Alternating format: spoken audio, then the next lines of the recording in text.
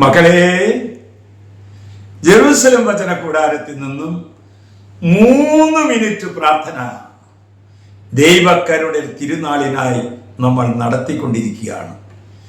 എത്ര സന്തോഷത്തോടും എത്ര ത്യാഗത്തോടും കൂടിയിട്ടാണ് നമ്മൾ ഓരോരുത്തരും ഈ തിരുവചന സന്ദേശം കേൾക്കുവാൻ കാത്തിരിക്കുന്നത്.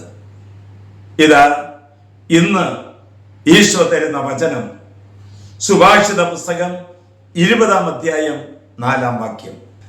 അലസൻ ഉഴവുകാലത്ത് നിലം ഒരുക്കുന്നില്ല, കൊയ്ത്തുകാലത്ത് അവൻ തേടി നടക്കും, ഒന്നും ലഭിക്കുന്നില്ല.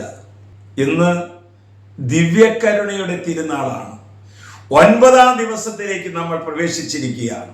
മകളെ, മന്ദതയിൽ നിപതിച്ച ആത്മാക്കളെ ദൈവസന്നിധിയിൽ കൊണ്ടുവന്ന് ദൈവകരുണയുടെ തിരുരക്തക്കടലിൽ മുക്കിയെടുക്കുന്ന അനുഗ്രഹീത ദിവസമാണിന്ന്. ജീവൻ ഇല്ലാത്ത ശരീരങ്ങളെ പോലെ ആറി തണുത്ത ആത്മാക്കളെ ഈശോയുടെ അഗ്നിജ്വാലകളിൽ ഒരിക്കൽ കൂടി ഉജ്ജ്വലിപ്പിക്കണമെന്ന് നമുക്ക് പ്രാർത്ഥിക്കാം.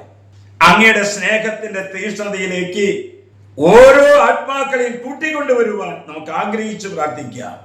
മന്ദത, അലസത, ക്ഷീണം ഇവയൊക്കെ എടുത്തു മാറ്റി യേശുവിൽ തീർച്ചയുള്ളവരായി തീരാം. നമുക്ക് ഏറ്റവും ദയയുള്ള ഈശോയുടെ തിരുഹൃദയമേ, മന്ദത ബാധിച്ച ആത്മാക്കളുടെ മേൽ അവിടുത്തെ ദയാദൃഷ്ടി ധാരാളമായി തിരിക്കണമേ.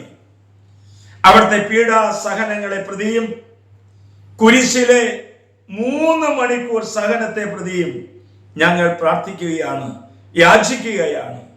അങ്ങയുടെ അഗാധമായ കാരുണ്യത്തെ മഹത്വപ്പെടുത്തുവാൻ എല്ലാ മന്ദഗതിക്കാരായ ആത്മാക്കൾക്കും സാധ്യതമായി തീരട്ടെ എന്ന് പ്രാർത്ഥിക്കുന്നു.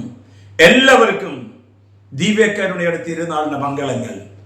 നമ്മുടെ കർത്താവ് യേശു മിശിഹായുടെ കൃപയും പിതാവായ ദൈവത്തിന്റെ സ്നേഹവും പരിശുദ്ധാത്മന്റെ സഹവാസവും നാം എല്ലാവരോടും കൂടെ ഉണ്ടായിരിക്കട്ടെ. യേശുവേ, ഞങ്ങൾ അങ്ങിൽ ശരണപ്പെടുന്നു, ഇപ്പോഴും എപ്പോഴും എന്നേക്കും. ആമേൻ.